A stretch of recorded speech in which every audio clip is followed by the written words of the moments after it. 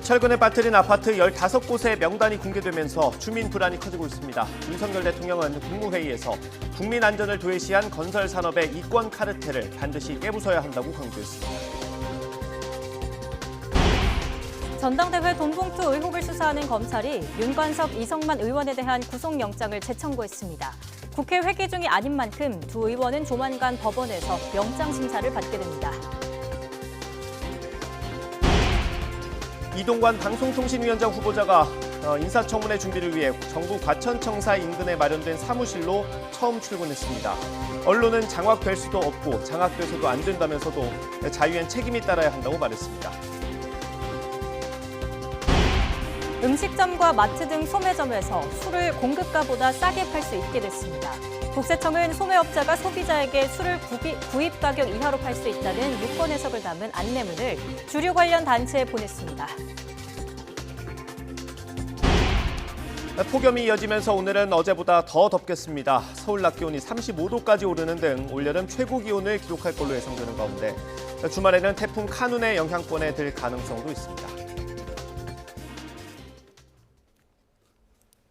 뉴스앤이슈 2부 시작합니다. 전당대회 돈봉투 의혹을 수사하는 검찰이 윤관석, 이성만 의원에 대한 구속영장을 다시 청구했습니다. 앞서 국회에서 체포동의안이 부결된 지 50여일 만입니다.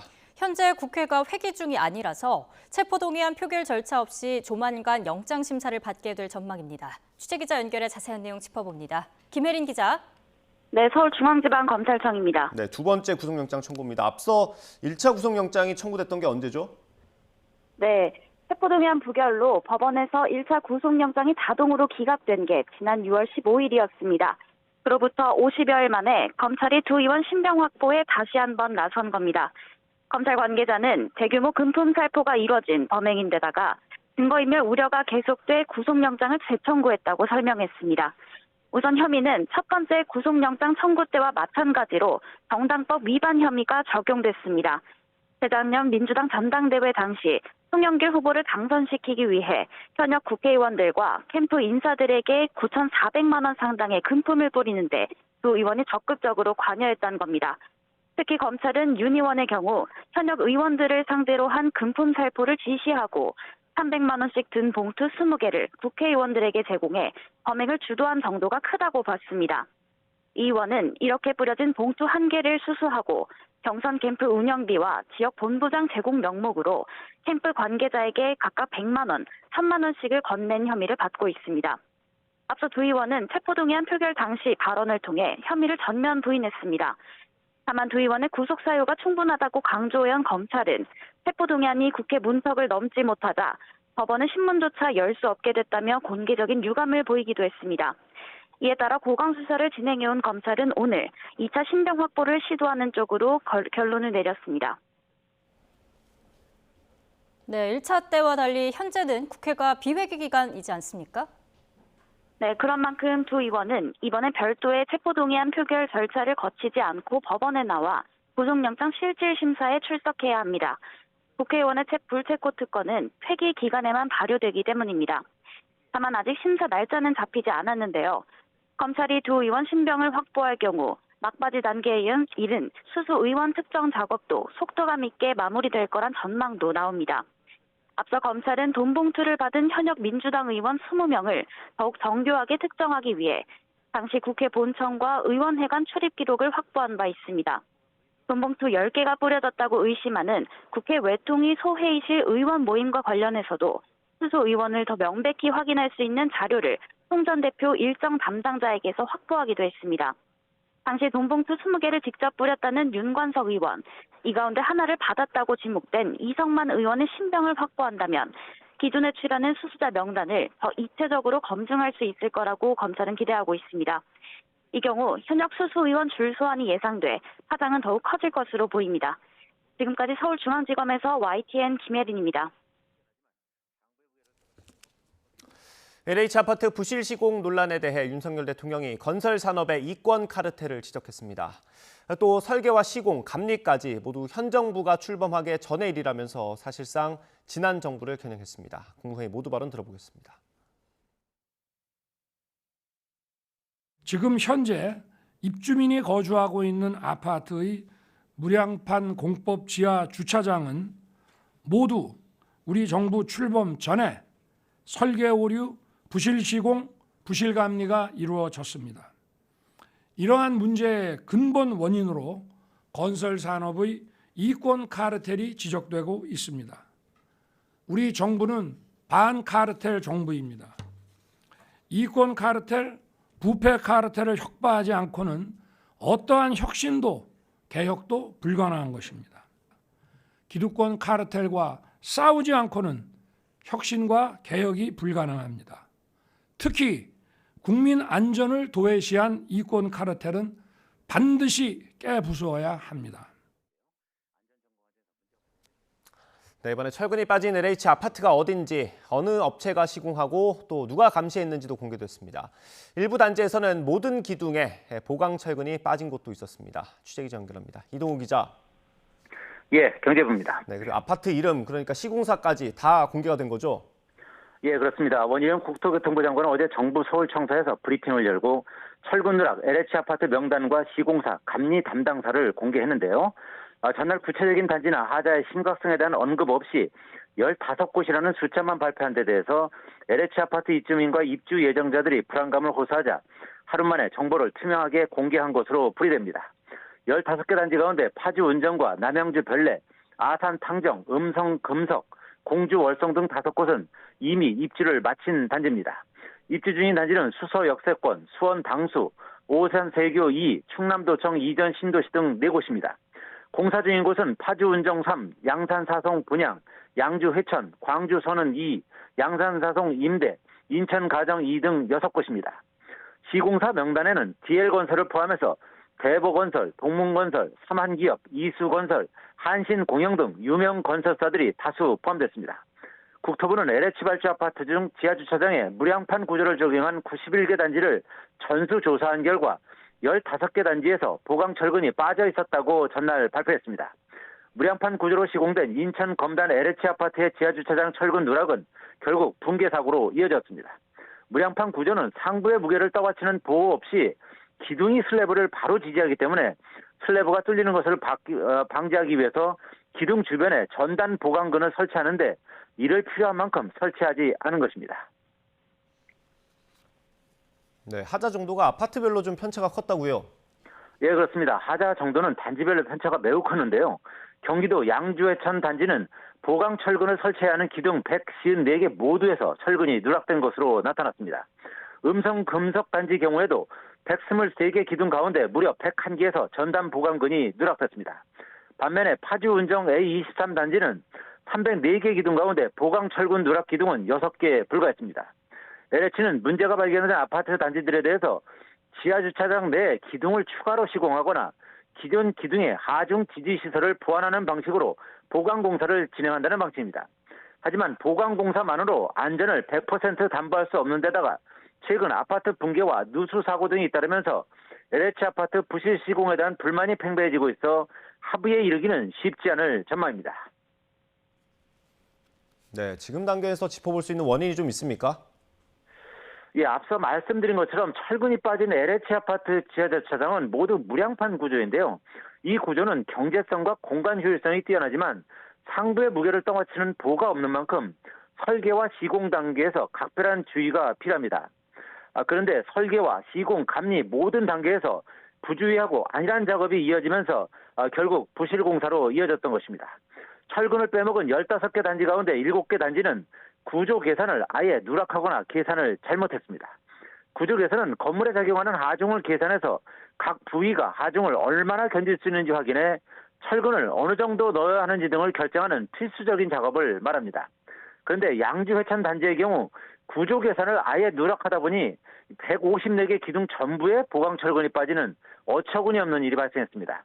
양산 사송 단지 같은 경우는 철근을 넣어야 하는 범위를 잘못 계산해서 기둥 241개 가운데 72개 보강 철근이 누락됐습니다.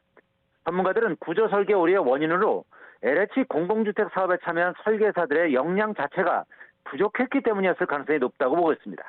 이와 관련해 경제정의 실천 시민연합은 LH 출신을 영입한 업체들이 사업을 수주하면서 혜택을 받았고 LH는 전관이라는 이유로 부실한 업무 처리를 방치했다면서 감사원에 감사를 청구했습니다.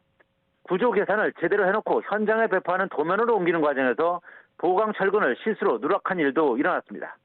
무량판 구조에 대한 이해가 낮은 현장 근로자들이 다른 층의 도면을 보고 철근을 설치해서 보강 철근이 누락되는 황당한 경우도 있었습니다. 해외에서 세계 최고층의 첨단 빌딩을 시공하는 대한민국이 건설 강국이라고 불리지만 정작 아파트 하나 제대로 짓지 못한다는 비판이 나오는 상황입니다.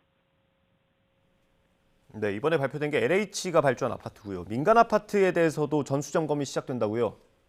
예, 그렇습니다. 국토부는 무량판 구조로 지하 주차장을 지은 민간 아파트에 대해서도 전수조사에 착수합니다. 지하 주차장에 무량판 구조가 사용되기 시작한 2017년 이후 준공된 민간 아파트는 188개 단지이며 현재 무량판 구조로 공사 중인 곳은 105개 단지입니다. 결국 모두 293개 단지가 조사 대상인 것인데요. 안전점검 과정에서 문제가 발견되면 정밀 안전진단을 거쳐서 보강공사를 하기로 했습니다. 정부는 다만 이번에 문제가 된 LH 아파트는 지하주차장 상부에 건물이 없어서 주거안전이 우려되는 상황은 아니라고 설명했습니다. 원희룡 국토부 장관은 아파트는 관련 법령에 따라서 2에서 4년 주기로 정밀 안전점검을 받고 있어서 모든 아파트에 대한 근거 없는 불안으로 확대할 필요는 없다고 말했습니다. 그러면서 과거 관행적으로 있었던 안전 불감증과 그로 인한 부실 시공 일체는 비용이 얼마가 들더라도 국민 안전을 최우선으로 철저한 조치를 하겠다고 강조했습니다. 지금까지 경제부에서 YTN 이동호입니다. 네, 앞서 설명해드린 대로 LH 아파트의 부실 시공 논란이 전관 특혜 의혹으로까지 번지고 있습니다. 의혹을 제기한 시민단체 연결해서 자세히 들어보겠습니다. 경제정의 실천 시민연합 정택수 부장 전화로 연결되어 있습니다. 나와 계시죠? 네, 안녕하십니까? 예, 부장님 안녕하십니까? 일단 이 네. 전관 특혜라는 건 사실 법조에서 좀 많이 나온 얘기긴 합니다. 이게 LH가 발주한 공사에 전관, 그러니까 LH에 다녔던 사람이 참여했다는 얘기인 거죠? 네, 그렇습니다. 예, 이게 좀 명확한 기준이 있어야 할 것 같기도 한데 어떻습니까? 네, 어제 이한준 그 LH 사장님께서 LH 정관이 매년 수백 명씩 배출되기 때문에 일일이 감독할 수 없다라는 취지로 말씀을 하셨습니다. 그런데 저희가 지적하고 있는 LH 정관이란 단순히 LH 출신을 의미하는 것이 아닙니다. LH 정관이라고 함은 공공사업 발주와 관리 단계에서 총체적으로 영향을 줄 수 있는 핵심 인사 출신들을 의미하는 거고요. 예. 현재 그분들께서 상당수가 업체의 사장, 대표, 이사 등 고위직에 계심으로써 영향을 주고 있는 것으로 판단되고 있습니다. 예, 이게 아파트 지을 때 설계도 하고 뭐 시공도 하고 감리도 하지 않습니까? 여러 분야가 있는데 네. 일단 설계 분야만 좀 보면 LH 출신이 얼마나 포함되어 있는지 좀 조사된 게 있습니까? 네, 저희가 2015년부터 2020년까지 설계 용역 수의계약 현황을 조사를 한 바가 있는데요. 총 536건, 9,484억에 대한 그 수의계약 건이었는데요. 예. 이 중에서 정관 영입업체 47개가 용역건의 55.4%, 계약금의 70%를 가져간 것으로 파악이 되었었습니다. 예. 다음으로 중요한 분야일 것 같은데 발표하신 자료를 보면 건설사업 관리 용역이라고 표시가 돼 있는 겁니다. 이거는 감리라고 보면 되는 거죠? 네, 감리라고 하는 것이 건설사업 관리 업무 중에 하나라고 보시면 됩니다. 예. 건설사업 관리 용역은 90% 정도가 종합심사 낙찰제라고 하는 방식으로 수주업체를 선정하고 있는데요. 예. 예, 이 중에서 입찰 단계를 먼저 거치게 되는데 입찰 단계에 2개 업체만 참여한 경우가 77%에 이르렀습니다. 네. 우리나라의 건설업체가 엄청나게 수만 개에 이르고 있는데 이 중에서 2개 업체만 입찰에 참여한다라는 게 굉장히 의심스러운 정황이라고 볼 수밖에 없는데요. 즉 담합을 의심할 수밖에 없는 정황인 것입니다. 그리고 이 중에서 규모가 큰 10개 사업을 추려본 결과 그중에 9개 사업을 정관 영입업체가 가져가서 정관 특혜가 또 한 번 의심해 볼 수 없는 상황이었습니다. 예. 이 뭐 앞선 논란으로 계속 순살 아파트라는 좀 이렇게 비아냥 섞인 말들이 계속 나오고 있는데 LH가 전수조사를 했고요. 15개 아파트에서 부실 시공이 확인이 됐습니다. 이것도 전관 특혜랑 관련이 있다라고 보십니까? 정관 특혜와 어느 정도 관련이 있다고 보이고요. 예. 일단 검단 아파트와 그 15개 아파트의 가장 큰 차이는 붕괴 사고 발생 여부일 것 같습니다. 예. 그리고 그 15개 아파트를 저희가 좀 일부 확인해 본 결과 그중에 일부에서도 역시 마찬가지로 정관업체가 확인이 되었고요. 꼭 정관업체가 참여한 아파트가 아니라고 할지라도 그만큼 업체에 이런 부실 문제가 만연되어 있다라는 증거일 뿐이지 큰 의미를 두기는 어려울 것 같습니다. 예, 뭐 아직까지는 이제 정관 특혜라는 게 의혹 단계로 보이긴 하는데 같은 조직 출신이 설계하고 감리까지 하면 감시가 되겠냐 이런 의혹이 들 수밖에 없는 겁니다. 근데 더 나아가서는 뭐 LH는 정관 있는 업체 사업을 몰아주고 업체는 편의를 봐주는 그런 구도까지 좀 생각을 해볼 수 있을 것 같은데 이런 부분들 혹시 좀 구체적으로 확인하신 정황이 있겠습니까? 말씀하신 부분이 앞으로 감사원에서 좀 집중적으로 밝혀줘야 될 부분이 아닌가 싶습니다. 작년에 이미 감사원에서 한번 이 감사를 진행을 한 사안이기도 하거든요, 사실. 예. 그럼에도 불구하고 계속해서 문제가 발견되고 있다는 건 작년 감사가 큰 허점이 있었다라는 증거가 아닌가 싶습니다. 이 전관들이 그럼 업계에서 좀 인기가 좋습니까? 서로 데려가려고 하는 편입니까? 네. 이 정관이라고 하는 것은 그분들의 기술력을 모셔가는 게 아니고요. 예. 그분들의 인적 네트워크를 가져가는 것이라고 볼 수 있을 것 같습니다. 그래서 그런 그분들의 인적 네트워크를 활용해서 용역 수주라던가 이런 부분들을 좀 더 용이하게 하기 위한 목적이라고 볼 수가 있을 것 같습니다. 뭐 반박 차원에서 좀 얘기를 해보면요. 아까 LH 사장이 수백 명씩 이제 정관이 만들어진다고 하지 않았습니까? 그러면 수많은 업체가 많긴 하겠지만 대부분 업체 정관들이 들어가 있으면 그냥 그 시장이 보편화되어 있는 걸로 볼 수도 있는 거 아닙니까? 네. 그래서 아까 말씀드렸다시피 모든 사람들을 다 정관이라고 볼 수는 없다는 걸 좀 염두에 주셨으면 합니다. 그렇기 때문에 이한준 사장님께서 말씀하신 그런 발언이야말로 어떻게 보면 전형적인 물타기일 뿐인 거고요. 예. 저희가 말하는 정관이라고 하면 공공사업 발주와 수주, 그다음에 시공 단계에서 관리 단계까지 영향을 줄 수 있는 핵심적인 출신의 인사라고 보시면 될 것 같고요. 예. 그분들이 대부분 또 업계에서 사장이라든지 이사, 부사장, 회장, 대표 이런 주요직들을 차지하고 있기 때문에 네. 그분들의 영향력이 아주 강하게 미칠 수 있다라는 점을 좀 이해해 주셨으면 좋겠습니다. 알겠습니다. 이게 뭐 아무리 정관이라고 해도요. 절차가 있을 거 아닙니까? 계약하는데. 네. 수의 계약이라고 해도 뭐 평가 지표나 이런 게 있을 텐데 혹시 여기서도 문제점을 좀 파악하신 게 있습니까? 네, 정관 특혜 논란이 계속해서 벌어지고 있다는 것은 현재 있는 법들이 거의 유명무실하게 운영되고 있다라는 증거가 아닌가 싶습니다. 그리고 더 큰 문제가 뭐냐면 이미 문제로서 지적이 되고 있는데도 그 문제들이 개선이 되고 있지 않다는 점입니다. 아까 말씀드린 종합심사 낙찰제만 해도 2년 전 경실련에서 이미 한번 크게 문제점을 지적을 했는데도 불구하고 예. 아직까지도 문제가 제대로 개선되지 않아서 언론에서 조금만 검색해 보시면 종합심사 낙찰제가 정관 특혜의 통로로 이용되고 있다라는 기사들을 보실 수가 있거든요. 예. 이런 점들이 하루빨리 시정이 되어야 될 것 같습니다. 예. 그게 어떤 부분이 구체적으로 문제가 있었던 겁니까? 이 부분 조금 길 수도 있는데요. 예. 말씀을 드리자면 예, 짧게 좀 부탁드립니다. 죄송합니다. 예, 우리나라 그 건설업체들의 대부분의 기술력은 비슷합니다. 예. 그런데 종합심사 낙찰제 같은 경우에는 기술력을 80%, 가격을 20%밖에 평가를 안 해요. 예. 그러다 보니까 심사위원들의 주관적인 그 평가가 굉장히 개입할 요소가 많다는 거죠. 그러니까 정량 평가보다 정성 평가가 더 많이 들어간다라고 보시는 건가요? 네, 그렇습니다. 그런 게 지금 LH에서 주로 활용하는 제도입니까? 네, 그 건설 사업 관리 용역의 90% 정도를 네. 이 종합심사 낙찰제 방식으로 평가하는 것으로 파악하고 있습니다. 예, 이 제도를 좀 들여다볼 필요가 있다고 보시는 거고요.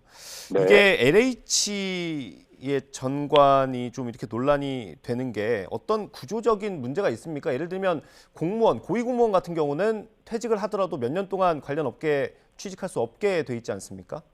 네, LH뿐만이 아니라 정관 예우라고 하는 문제가 여러 분야에 걸쳐서 일어나고 있는 것은 사실 이 정관 문제가 제대로 지금 관리가 되지 않고 있다라는 증거라고 보실 수 있을 것 같습니다. 예. 이 취업 심사라고 하는 과정을 거쳐서 취업 여부를 결정하실 수가 있는데요. 예. 그런데 취업 심사를 받고 취업하면은 된다라는 의미이기도 하거든요. 그래서 합법적인 과정을 거쳐서 취업하시는 분들이 80% 이상인 경우도 저희 조사 결과로는 나타나고 있기 때문에 예. LH뿐만이 아니라 이런 정관들에 대해서 전반적으로 관리할 수 있는 시스템이 다시 한번 제고되어야 된다라고 생각합니다. 이게 일단 민간 건설사가 지은 아파트에 대해서도 지금 전수조사가 진행될 예정인데 그 조사 결과에 따라 좀 분석을 해보긴 해야 하지만 민간에도 이런 것들이 좀 만연해 있을 수 있다고 보세요? 어떻습니까? 네, 맞는 말씀이십니다. 저희가 이 사안에서 주목해 보실 만한 사안은 예. LH는 공기업이란 말입니다. 국민의 생명과 안전을 책임져야 할 책무성이 어느 업체들보다도 높은 공기업마저도 이렇게 엉망으로 공사를 하고 있는데 네.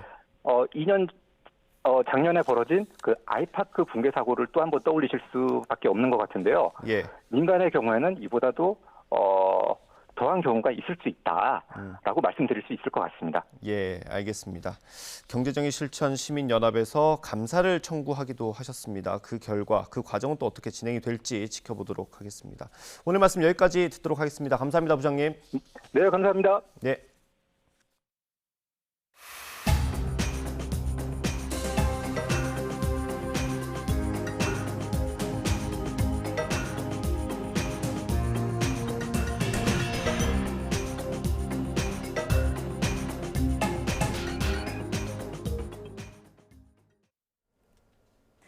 온열 질환에 따른 인명피해가 커지고 있습니다. 문제는 폭염이 아직 끝나지 않았다는 건데요.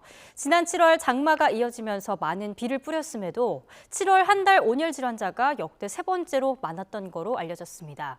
과거 온열 질환자 수가 가장 많았던 해를 살펴봤는데요. 화면으로 함께 보겠습니다. 지난 2018년 온열 질환자 수는 4,500명을 넘었습니다. 사망자도 무려 48명이나 발생했는데요. 2018년 당시 폭염 일수는 31일이나 됐습니다. 폭염이 길게 이어진 만큼 온열 질환자 수도 크게 늘어났습니다. 당시엔 특히 80세 이상 고령층의 피해가 컸습니다. 인구 10만 명당 온열 질환자 수를 보면 80세 이상 고령층은 6.4명으로 다른 연령층에 비해 높은 것을 볼 수 있죠. 문제는 올해 폭염 아직 끝나지 않았다는 겁니다. 7월엔 많은 비가 내렸음에도 온열 질환으로 사망한 걸로 추정되는 사례가 무려 15명에 이르는데요. 장마가 끝난 8월에 더 고온다습한 날씨가 이어지기 때문에 주의가 필요합니다. 예방수칙은 아무리 강조해도 부족할 게 없습니다. 다시 한번 짚어보겠는데요. 낮 12시부터 오후 5시까지는 야외 작업 자제하시고요. 외출 시 햇볕을 차단할 수 있는 양산이나 모자를 착용하는 게 좋습니다. 또 갈증을 느끼지 않더라도 규칙적으로 수분을 섭취하는 게 중요한데요. 오늘도 폭염이 이어지는 만큼 계속된 주의가 필요해 보입니다.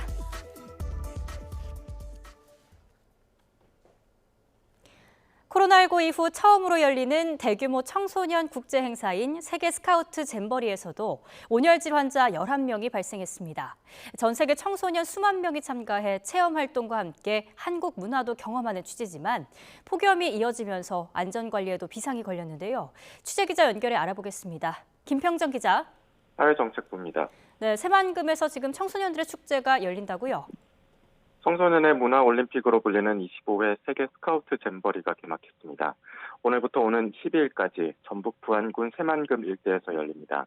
국내 참가자 3,800명을 포함해 158개국 청소년 4만 3천 명이 참여합니다. 참가자들은 8.84제곱킬로미터 크기로 조성된 새만금 잼버리 부지에서 야영 생활을 하게 됩니다. 이번 잼버리에는 57종 174개의 프로그램이 운영됩니다.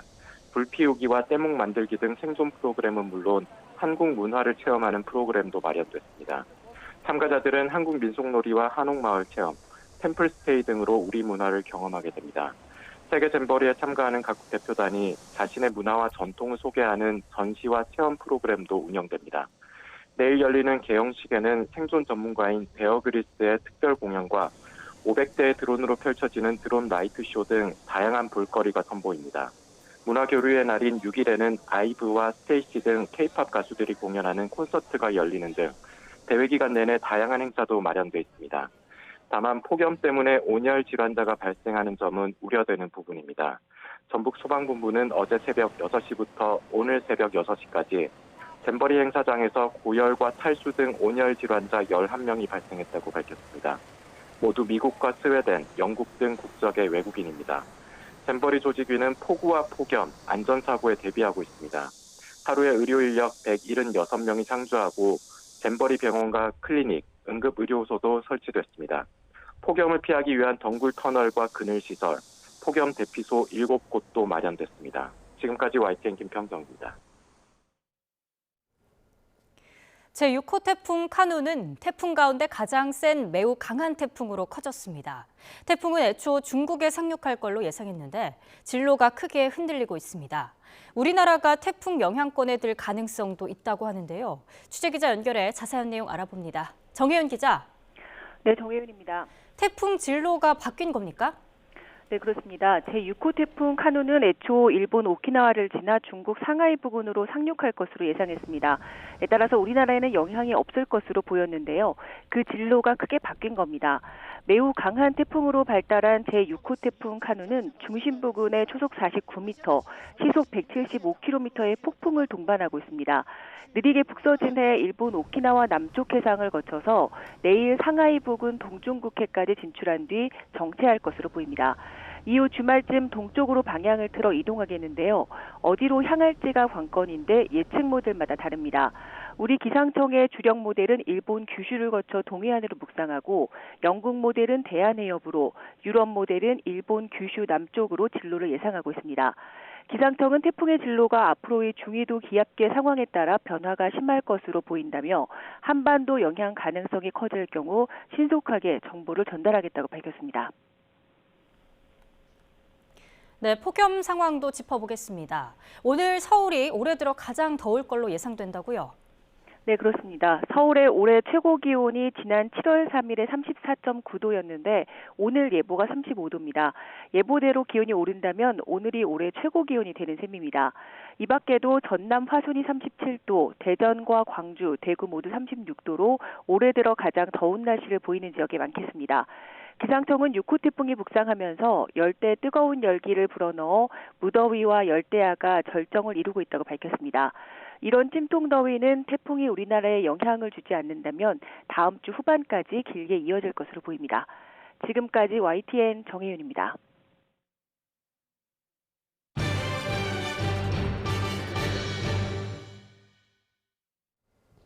요즘 음식점 소주 한 병 값이 많게는 6,000원까지 올라가면서 술플레이션이라는 말까지 나오고 있는데요.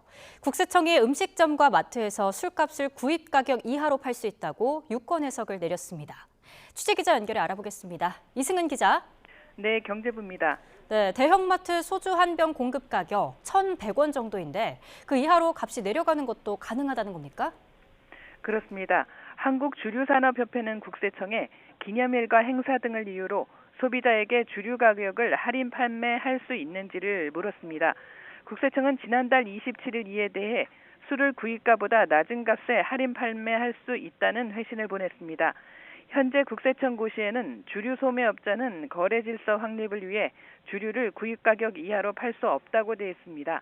주류 거래 질서 확립이라는 전제가 붙어 있지만 업계는 이 조항을 소매점이 구입 가격 이하로 술값을 할인해서는 안 된다는 것으로 해석해왔습니다.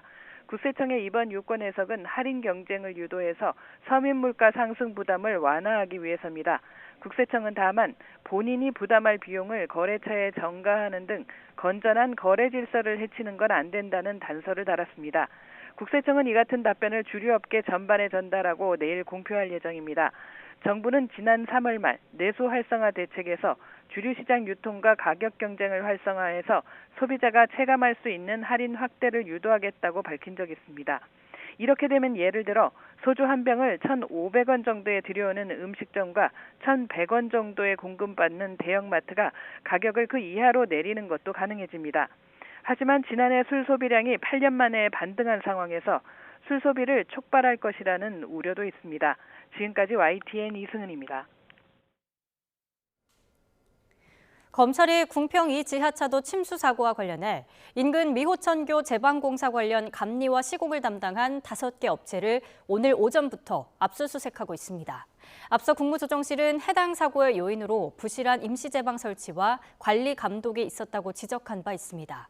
인근 미호천교 아래 설치한 규격 미달의 임시제방이 제 역할을 하지 못하면서 지하차도로 대량의 물이 유입됐다는 분석입니다. 이번 참사 이후 국무총리가 인사 조치를 건의하고 예고한 사람들입니다. 지하차도 참사 당시 책임이 있다고 거론됐던 기관과 대체로 비슷합니다. 그런데 어디는 기관장의 책임을 지고요, 어디는 부기관장이 인사 조치 대상에 올라서 헷갈립니다.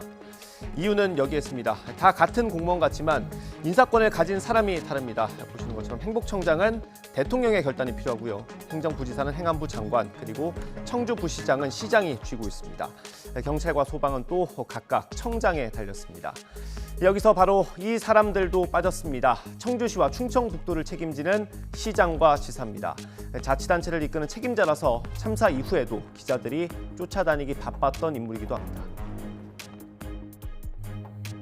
책임자이신 지사께서 심각성을 좀 너무 늦게 파악하셨다라는 이제 비판이 있어요. 저도 그런 아쉬움이 있는데 제가 거기 갔다고 해서 상황이 바뀔 것은 없다고 생각합니다. 워낙 이게 지금 골든타임이 짧은 그런 상황에서 전개됐고, 제가 생각할 때는 임시 제방이 붕괴되는 상황에서는 어떠한 조치도 효력을 또 생명을 구하는 어려움이 있었다고 생각하는데, 그럼에도 불구하고 제가 도의 최고 책임자로서 그 현장에 있었어야 된다 그렇게 생각합니다만은.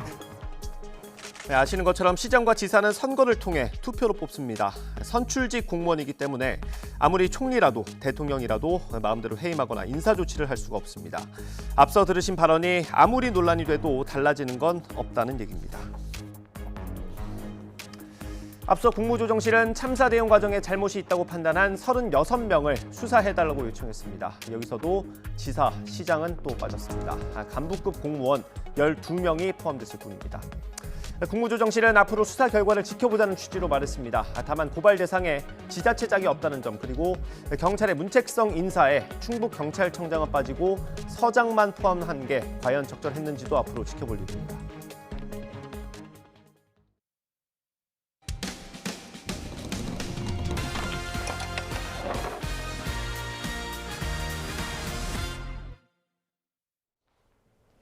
지난해 지어진 상가 입주민들이 인접한 아스팔트 공장에서 악취가 난다며 민원을 제기하고 있습니다. 그러나 30여 년 동안 한자리에 있었던 공장 측은 적법하게 운영이 이루어지고 있다며 억울하다는 입장인데요. 제보는 Y 윤흥성 기자가 보도합니다. 인천의 한 신규 아파트 단지 사이로 대형 화물차들이 쉴 새 없이 드나듭니다. 레미콘과 아스팔트를 생산하는 공장으로 지난해 바로 옆엔 16층 높이의 대형 상가가 들어섰습니다. 입주민들은 공장에서 발생하는 심각한 악취로 두통까지 앓고 있다며 건강 문제를 호소하고 있습니다. 플라스틱 태우는 냄새 같은 그게 좀 되게 강하게 나서 머리가 엄청 아팠습니다. 근데 일하기 좀 어려울 정도로 냄새가 많이 나고 창문을 열어놓을 수가 없었어요. 상가에 입점한 독서실에서는 악취 때문에 손님이 절반으로 줄었다며 불만을 쏟아냅니다. 그 당시에 왔다가 팍 줄어버렸어요, 반을. 공장 측은 1980년대 말부터 30년 넘게 같은 자리에서 줄곧 영업을 해왔다며 억울하다는 입장입니다. 이제껏 문제없이 공장을 운영해왔는데 상가와 아파트 등이 들어서면서 민원이 제기되고 있다는 겁니다. 또 아스팔트 생산 과정에서 악취가 발생할 수는 있지만 오염물질 저감 장치 등을 설치해 적법하게 운영하고 있다고 주장했습니다. 이 주변은 전부 다 공장지대였었죠. 허가 기준에서 맞춰서 거기서 모든 거를 검사도 다 받고 그러면서 운영을 하고 있거든요. 실제 관할 구청에 민원이 잇따라 제기되면서 올해 들어서만 3차례나 검사를 실시했습니다. 검사 결과 모두 기준에 적합하다는 판정이 나왔습니다. 도심 확장 과정에서 아스팔트 공장을 둘러싼 갈등은 이곳만이 아닙니다. 앞서 경기 안양시에서도 1980년대 지어진 아스팔트 공장 인근에 2000년대 초부터 아파트들이 들어서며 갈등을 빚어왔습니다. 우여곡절 끝에 지난 2018년 공영개발로 공장을 없애기로 합의했지만 다시 법적 분쟁이 생겨 아직 첫 삽도 뜨지 못했습니다. 전문가들은 시민들의 불편을 고려해 정부와 지자체 차원에서의 공장 이전을 추진하는 게 현실적인 해법이라고 말합니다. 시민들이 느끼는 불편이나 여러 가지 위생상의 문제 이런 것들에 대해서 시에서 보상을 통해서라도 풀어주는 게 합리적인 해결책이라고 생각을 합니다. 그러나 넓은 부지를 수용해야 하는 예산 문제에다 혐오시설에 가까운 아스팔트 공장이 이전할 곳을 찾기도 쉽지 않습니다. 공장 인근에 대규모 아파트 단지들의 입주가 줄줄이 예정돼 있어 비슷한 갈등을 피하기 어려울 전망입니다. YTN 윤웅성입니다.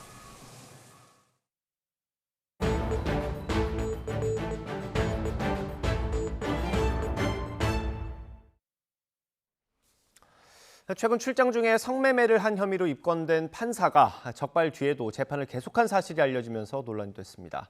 법원은 늑장 대처가 아니라고 해명했지만 법관에 대한 징계가 최대 정직 1년으로 정해져 있어서 솜방망이 처벌이라는 비판은 피하기 어려워 보입니다. 자세한 내용 취재기자 연결해서 들어보겠습니다. 홍민기 기자.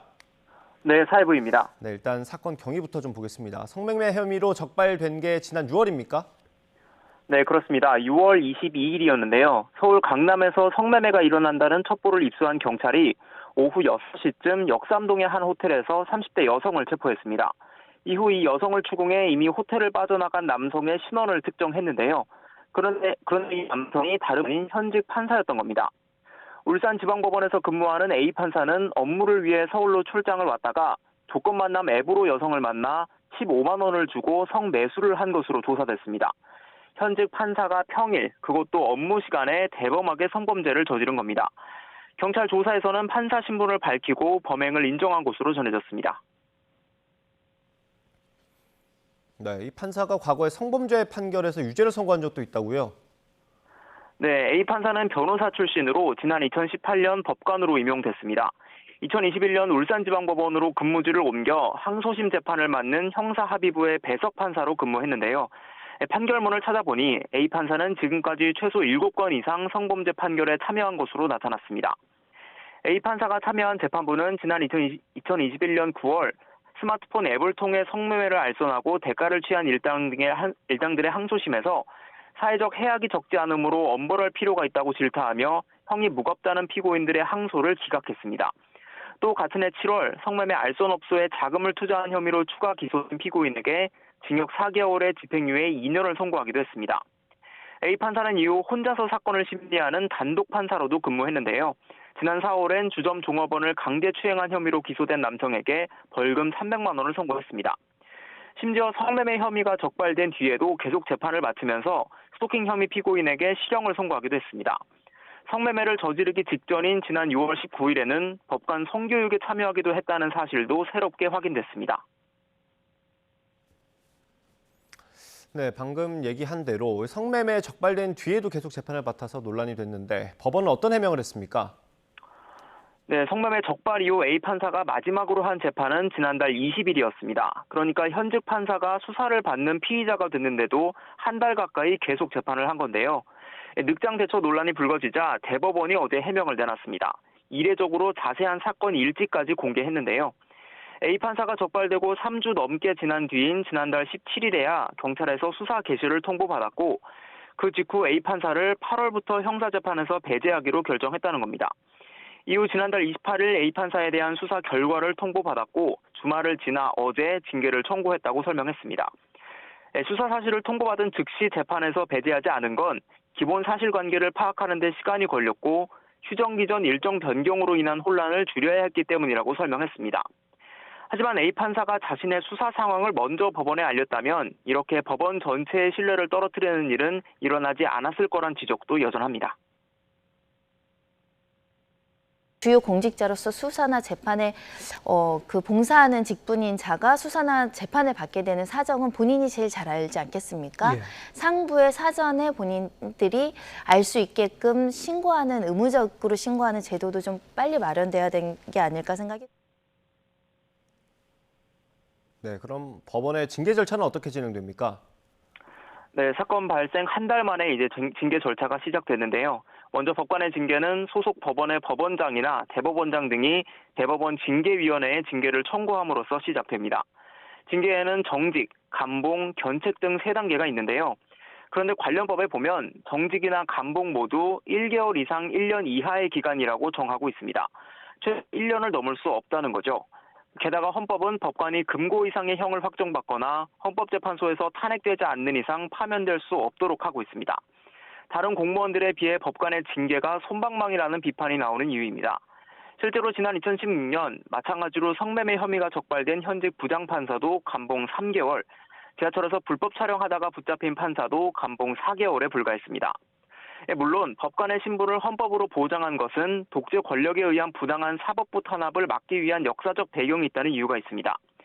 정직 1년을 넘을 만한 범죄라면 어차피 징역형도 가능하니 징계 상한선을 높이는 게 그다지 실효성이 없다는 지적도 있습니다. 하지만 공직사회의 형평성과 법원 내부 자정작용을 위해서라도 법관에 대한 징계 수위를 높여야 한다는 지적은 꾸준히 제기되고 있습니다. 네, 그럼 이 판사 앞으로 재판은 어떻게 되는 겁니까? 네, 일단 A 판사는 오늘부터 형사재판에서 배제됐습니다. 울산지법은 인력 사정 등을 고려해서 A 판사가 맡았던 재판부도 오늘자로 폐부하기로 했는데요. 다만 A 판사는 가처분이나 가압류 등 일부 민사 신청 업무는 계속 맡게 됩니다. 성매매 혐의 사건은 지난달 27일 경찰에서 검찰로 넘어가 수사 중인데요. 검찰 관계자도 YTN과 통화해서 일반인과 법관은 다르다면서 어떻게 처분할지를 고민하고 있다고 밝혔습니다. 당분간은 경찰에서 넘어온 서류를 검토한 뒤에 A 판사의 소환 시점을 검토할 예정입니다. 지금까지 사회부에서 YTN 홍민기입니다. 인기 웹툰 작가 주호민 씨의 아들을 가르치던 특수교사 A씨.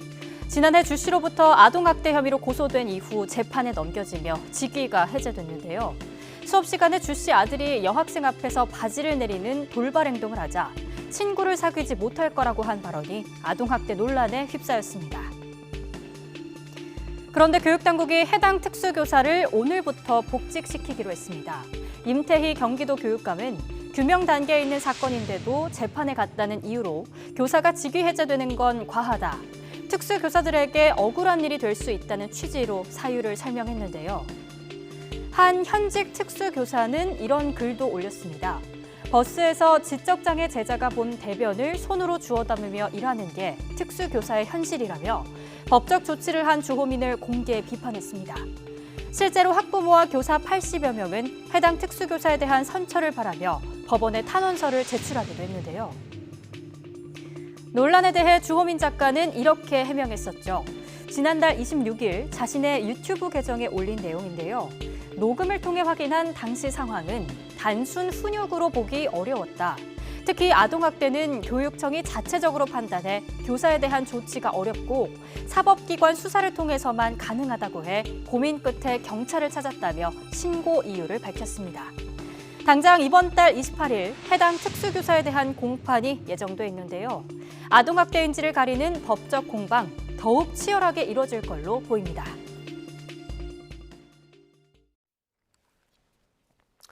윤석열 대통령이 교권 침해 문제에 대해 원칙적인 대응을 강조했습니다. 교육부에는 교권 확립에 초점을 맞춘 고시를 2학기부터 적용할 수 있게 제정하라고 지시했습니다. 직접 들어보겠습니다. 학생 인권을 이유로 해서 규칙을 위반한 학생을 방치하는 것은 인권을 이유로 사회 질서를 해치는 범법 행위를 방치하는 것과 다를 바 없습니다. 저는 대선 과정에서부터 교권 확립을 강조했고 국정과제로 채택했으며 관련 법령의 개정도 지난 6월 말 마무리한 바 있습니다. 교육부는 당장 올해 2학기부터 학교 현장에 적용될 고시를 제정하기 바랍니다.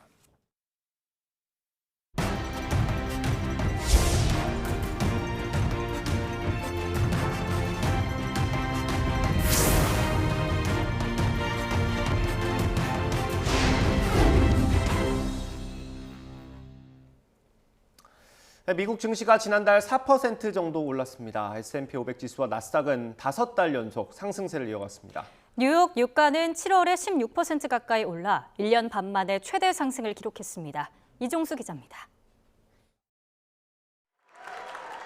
뉴욕 증시가 현지 시간 7월 마지막 날 강한 기업 실적에 일제히 상승했습니다. 이러면서 다우지수는 7월 한 달간 3.4%가량 올랐습니다. S&P 500 지수와 나스닥 지수는 각각 3.1%, 4% 상승했습니다. Inflation is coming down, even if it doesn't come down to the 2% benchmark level that the Fed talks about. Earnings have come in better than expected for the second quarter. 미 경제 반등을 위한 연착륙 기대 속에 S&P 500 지수와 나스닥 지수는 5달 연속, 다우 지수는 2개월 연속 올랐습니다. 뉴욕 유가는 7월 한 달간 16% 가까이 올랐습니다. 2022년 1월 이후 1년 6개월 만에 최대 상승률을 기록했습니다. 유가는 2개월 연속 상승했습니다. 두 달 상승률은 20.14%에 달합니다. 세계 경기 침체 우려가 크게 완화된 가운데 산유국들의 감산 연장으로 공급 부족 우려가 커지면서 유가가 오름세를 보이는 것으로 분석됩니다. 사우디아라비아가 9월까지 하루 100만 배럴의 자발적 감산을 연장할 것이라는 예상이 유가를 지지하고 있습니다. YTN 이종수입니다. 민주당 김은경 혁신위원장이 노년층 비하 논란에 휩싸였습니다. 청년들을 대상으로 한 좌담회 자리에서 수명에 비례한 투표권 행사가 합리적이라고 말한 게 화근이 됐는데요. 어떤 발언인지 직접 들어보시죠. 둘째 애인 22살 된 지 얼마 안 됐는데 중학교 1학년인지 2학년 때 저한테 이런 질문을 했어요. 엄마, 왜 나이 드신 분들이 우리 미래를 막 결정해? 그러는 거예요. 그래서 자기가 생각할 때는 자기 나이로부터 여명까지, 그다음에 엄마 나이로 여명까지로 해서 비례적으로 투표를 하게 해야 된다는 거예요. 그 말은 되게 합리적이죠. 그런데 이제 민주주의 국가에서는 1인 1표기 때문에 현실적인 어려움이 있지만 그게 참 맞는 말이에요. 우리들의 미래가 훨씬 더 긴데 왜 미래가 짧은 분들이 똑같이 1대1 표결을 하냐는 거죠, 투표권을. 되게 합리적이지만 민주주의 국가에서는 1인에게 1표를 주는 선거권이 있으니까 하늘 수가 없는 거라는 이야기를 했어요. 그래서 투표장에 청년들이, 젊은 분들이 나와야 그 의사가 표시된다라는 것으로 결론을 했던 기억이 나요.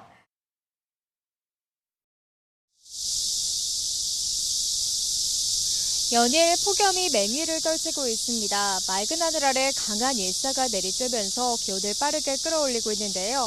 현재 서울 기온은 33.3도까지 올라 있고요. 앞으로 기온은 2도 정도 더 올라서 올여름 최고 기온을 기록할 것으로 보입니다. 계속되는 찜통더위에 열사병 등 온열 질환이 우려되니까요. 되도록이면 한낮 시간에는 장시간 야외 활동을 자제해 주시는 게 좋겠습니다.